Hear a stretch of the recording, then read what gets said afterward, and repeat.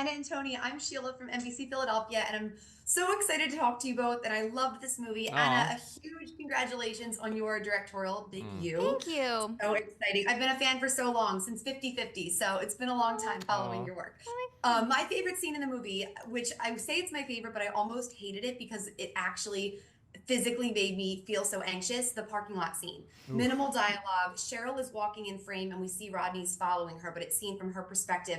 I had to time it. It felt like 5 minutes, but it was about 45 seconds long, that one long shot. Oh my God, I you thought it was, timed it? I timed it. I went back. I was like, must That's have so been 3 minutes. cool. God, That you're is better cool. at this than I am. What a professional. Well, you were so good at it because you really captured that visceral feel that so many women are used to just walking to our cars at night. I was wondering what decisions and conversations went into that scene and capturing that feeling that we all know so well. Gosh, well, it's funny. That scene was one of the first scenes that I could really visualize, actually. I remember writing down, it became a part of my pitch to direct the movie, which was probably the most ambivalent pitch in the history of cinema, because I kept saying, unless you guys don't think this is the right decision for the movie, I just want to do what's right for the movie. If I'm not ready, if you think I don't have the right tools, and then don't hire me. Which I don't think most people successfully get jobs, let alone even attempt to get jobs, by saying, don't hire me if it's not the right idea.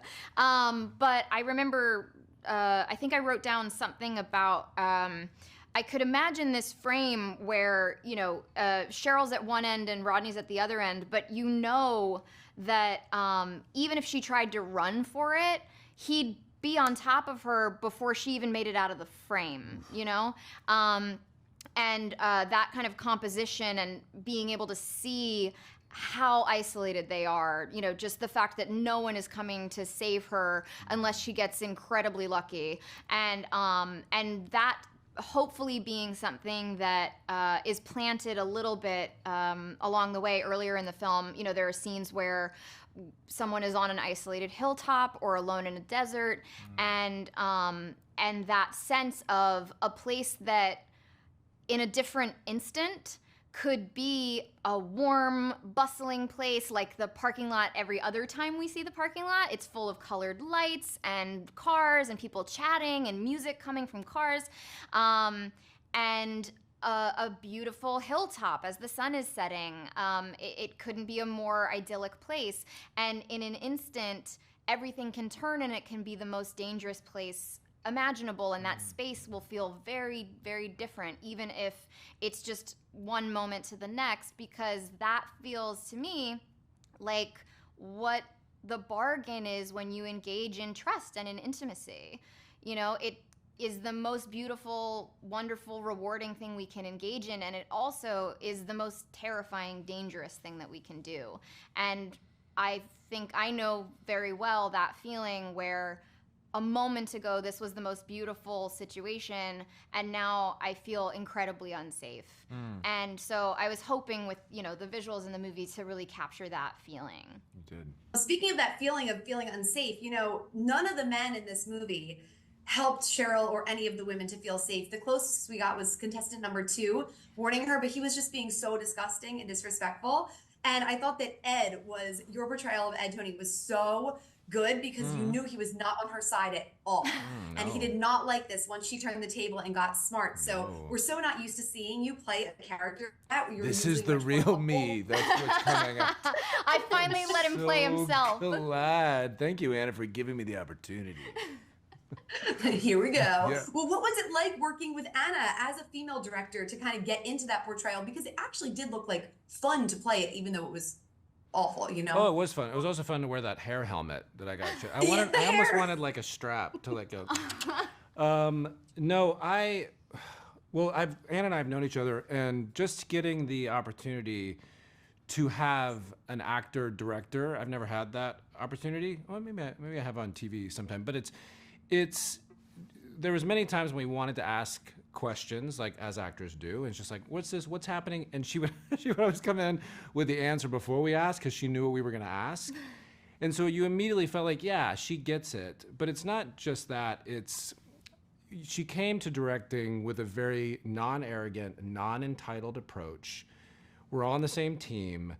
Let's tell the story the best we can. She also came from a very honest place. This is her first time, and just like walking with the journey with her, you know. So it was like, hey, let's do this. And so it just brought a real authenticity to the experience. And in addition to that, there was a leadership that it was like, oh yeah, we know she's captaining the ship. She knows what she wants. She's conveyed to us what she wants in a very kind way. And that's really what an actor wants. An actor does think many times like, I want freedom. I want to do what I want. But we also want to know somebody's got it in control. You know, it's like that she's set and she knows what she wants. And that was a big gift for us. It really was. That's a strong captain of the ship. You were both so excellent, and they're gonna wrap me, but I just want to say I've been a fan, like I said, for so long. I loved your 2016 memoir. I was wondering what that scrappy little nobody. Nope, thank you. Oh, I'm sorry. Oh, okay, maybe next time, Anna. Okay, next time. Nice to meet you. Nice to meet you guys. I loved your portrayal of Rodney. I don't want to say I loved it because it creeped me out and made me so physically unsettled the whole time watching this movie, but I think he did such a wonderful job. What makes him so scary is at first he does come off as very non-threatening, kind of just an artsy guy. He changes on a dime and it's too late for his victims. He's really good at answering Cheryl's questions and making himself look better than the other bachelors even. And I believe that Anna said that his full episode of The Dating Game has kind of been lost to time. But I know there's plenty of newspaper articles, especially from the time, that you were able to kind of dive into and study and get into his head. So I was wondering what it was like to research this guy and if you found anything that really surprised you beyond things that people typically knew about the case when you were learning more about him. Yeah, I mean, a lot of the information, well, first of all, thank you very much. But a lot of the information that you have from him is post the movie, right? Kind of like when he's older Rodney, when he was in prison, the trial and the retrial and all that stuff. So I had to just go back and kind of like, what was his childhood like? What was his family like? Did he have anything that happened that kind of made him turn the other way? And surprisingly, to answer your question, what surprised me the most was that he didn't have anything really like most serial killers do, whether it's trauma or physical, you know, whatever it may be that takes them the other way. He was pretty much a normal guy who grew up in San Antonio and, you know, liked photography and film. And then what happened to him, right?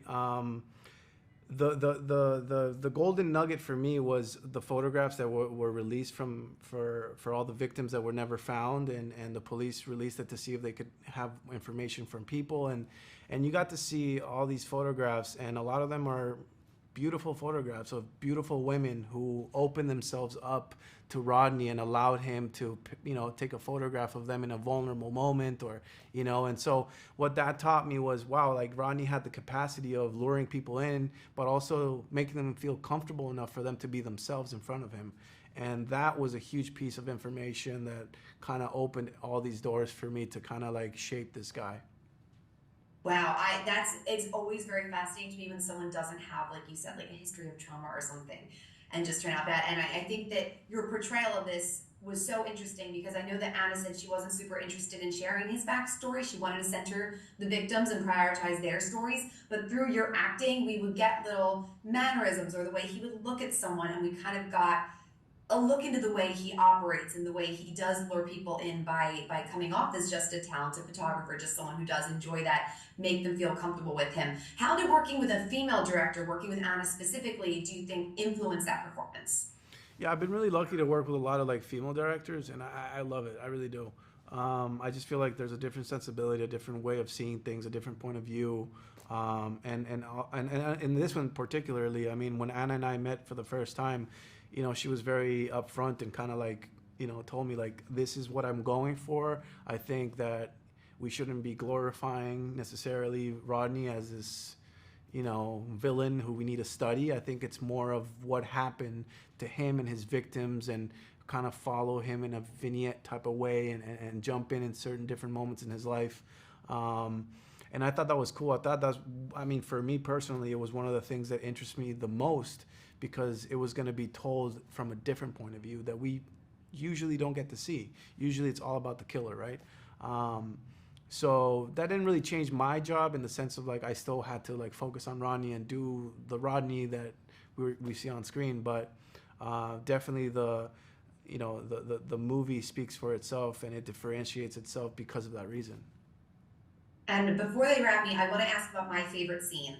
that I actually didn't even enjoy because my heart rate was pounding and I was so anxious. The parking lot scene was so wonderfully executed between checking for her phone number and there's a long 45-second shot that I had to go back and time it. I thought it was like 4 minutes long because I was so tense watching it. It's so unsettling, a great climax of the movie, and I think that any woman and men too probably can relate to that fear. Can you tell me a little bit about the conversations you had before making that scene to make sure that you captured that right feeling of fear and intensity? Yeah, that scene, I don't know what it was, man. It's sometimes one of those things where like you just show up on the day and you just do it. You know what I mean? Like, obviously, Zach and Anna had crafted this beautiful way of moving the camera and moving Anna with the camera and then kind of like allowing me to enter the frame and then just live in that space for a long time. You said 45 seconds. That's crazy. So I feel also it's one of those things that a lot of women go through on their everyday, going to their car, just being aware that somebody's not following them. I, to be honest with you, never had experienced that. I just walk to my car and then if something happens, let's go. But that's for a guy, right? And so, yeah, it definitely, I learned a lot of stuff. And I feel like, yeah, that scene captured kind of like what it needed, which was this like, what's going to happen next? What is this guy that we can barely see going to do? So I'm glad it made you feel weird. It really did. I was like, I hate this scene, but it was so well done. They are wrapping me, Daniel. Congratulations. I really love the movie, and you were excellent. Thank you so much for your time. Thank you. Nice to meet you. And I'm so excited to talk to you. I loved this movie. In a way, I almost didn't like it because so much of it felt so real and made me feel so anxious and so sad, but I think your portrayals were beautiful. Each of you played women who were somehow affected by Rodney, and each of them made one maybe poor choice, but with very disproportionate consequences. One thing that I loved about your characters, we're not watching these helpless, weak damsels. Kathryn, we see Charlie physically fighting. Autumn, we see Amy outsmart Rodney, using her feminine, emotional side that he tried to use against her. And then, of course, Nicolette, we see Laura try to make it right for the next potential victim after, not being able to save her friend. So I was wondering, what for each of you playing your characters, what was the most important thing to bring to your portrayal? And Nicolette, I'll start with you. Oh, for me, I think my first approach was just getting myself in a space where I could allow myself to feel the grief that she really felt. I mean, she lost somebody who was incredibly important to her and in such a brutal way. So I think just like getting myself to that space and then letting all the circumstances, which just sort of, dictated where I went for the rest of the shoot. So, yeah. Yeah, I feel like the most important thing about Amy is that she is young and smart, and those two things are not independent of one another. I think that she's written to kind of already know that he is a dangerous person from the moment that I see him, and I think that it's really nice to see just a young character who is really intelligent and brave, and that was my favorite thing about her.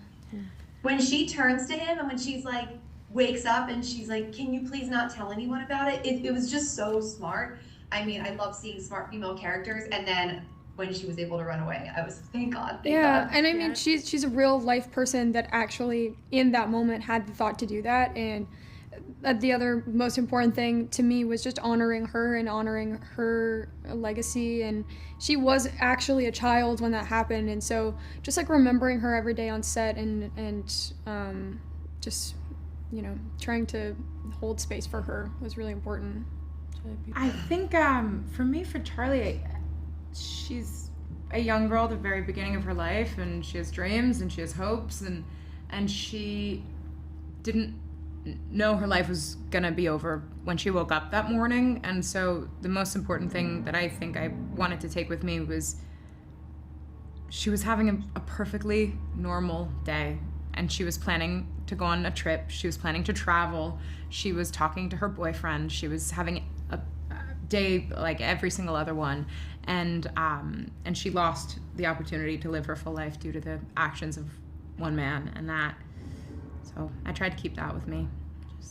And speaking of the actions of that one man, something cool about this movie, we don't know his backstory. We don't learn much about him. And Anna had said she doesn't really care to do that. She wanted to prioritize the victims. I was wondering for each of you, how did working with a female director and working with Anna specifically influence your performances? Because she's the best. Oh yeah. I mean, she just also she has so much attention to detail, and she's so prepared, and she's so collaborative. So I think she just, and also just her being an actor and a serious pro at that. Yeah. She just knew what it felt like to be in our position and was so conscious of taking care of us and making sure that the space was cultivated in a way that we could get our best work. Yeah. And she really was just so confident in her ability as a director to get the job done. And I was like, if Anna doesn't feel imposter syndrome right now, then why should I? You know, like, we're all here doing our jobs and we all got hired for a reason. And I think as women, sometimes we get in our heads and we are afraid to like take up space and say when we know that we can do a good job with something. But I just think it's so cool that she had the opportunity to say, this is a movie that I want to make, and I know that I have the skills to make it, even though I've never done that before. I think that is just so brave as a woman to be able to say that and mean it. You know? Yeah, she was clear with her direction, and she was kind and considerate and concise and funny, and really understood what we were going through, made us feel safe, and she's the best. We keep saying she like validated us a lot, which was made it so free to try things. Totally. We love her. Totally. She is the best. Yeah. She's the coolest. Well, you all did a wonderful job. Thank you so much for the movie, and good luck with everything. Nice to meet you. Thank you so much. you. Nice to meet you.